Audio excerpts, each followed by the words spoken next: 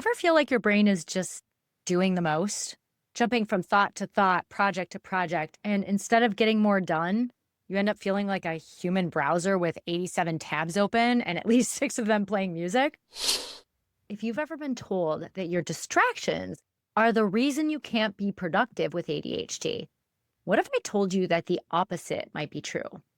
I'm Jen Barnes, ADHD success coach with 25 plus years in the mental health field and someone who spent a lifetime finding ways to work with my ADHD brain instead of against it. Today, I want to show you how the very thing you've been told is your biggest weakness, distraction, might actually be a doorway to your greatest productivity.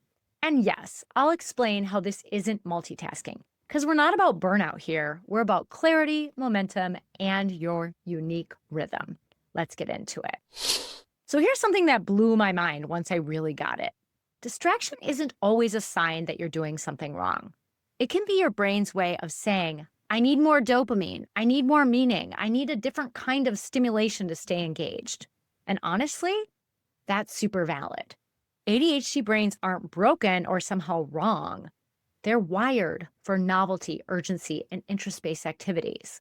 So when you get distracted, your brain might be saying, this path isn't it. I'm bored, I'm done, or I'm overwhelmed and trying to protect you. What we call distraction might actually be your brain looking for a better way, given how your brain is. So here's where it gets personal. Looking back, I realized that one of the biggest reasons I've been able to be so productive with ADHD without ADHD meds is because I've unintentionally used a strategy I now call parallel pathing.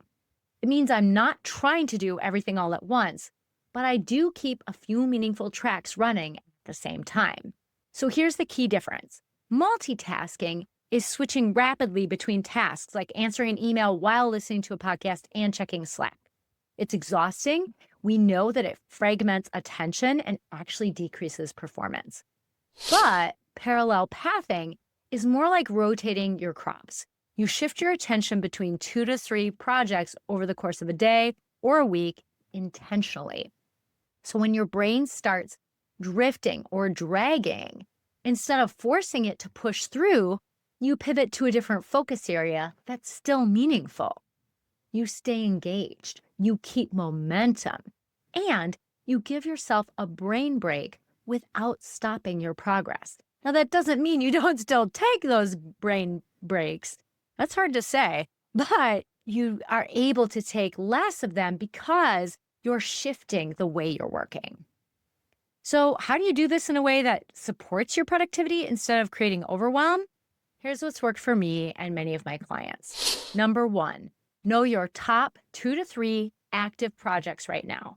Don't try to juggle everything. These are things that matter now, not someday, or that you just decided you wanted to Google because someone was talking about it. Number 2, create different types of tasks. For example, a creative task like scripting or brainstorming or recording videos or a podcast. A focus task like writing or editing. A light task like admin or planning.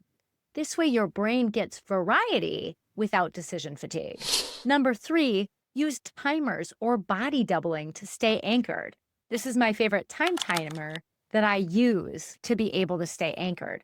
And then let yourself switch tasks, but stay conscious. You're not just bouncing around, you're responding to your energy and interest with intention. Let's talk about the emotional side of this. So many ADHD women carry guilt and shame for how their brains work naturally. We've been told we're lazy, scattered, inconsistent, when the truth is we're working twice as hard in a system that was never designed for us. If you've ever felt ashamed of your distractions, pause and ask, what is this distraction right now trying to tell me? Is there a way to redirect this energy into something productive or even joyful?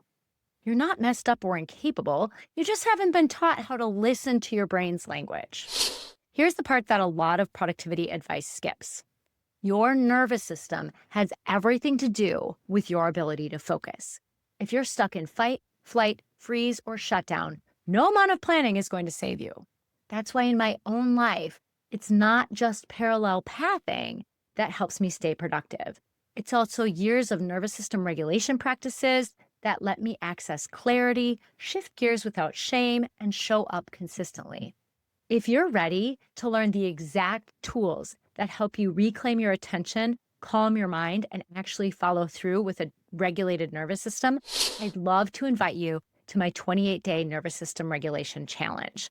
It's designed for ADHD women like you who are tired of trying to force their brains to fit into a mold and are ready to learn how to regulate their nervous system so that they can then benefit from the other tools and strategies that they have or learn elsewhere. So, what if distraction isn't the problem, but the clue?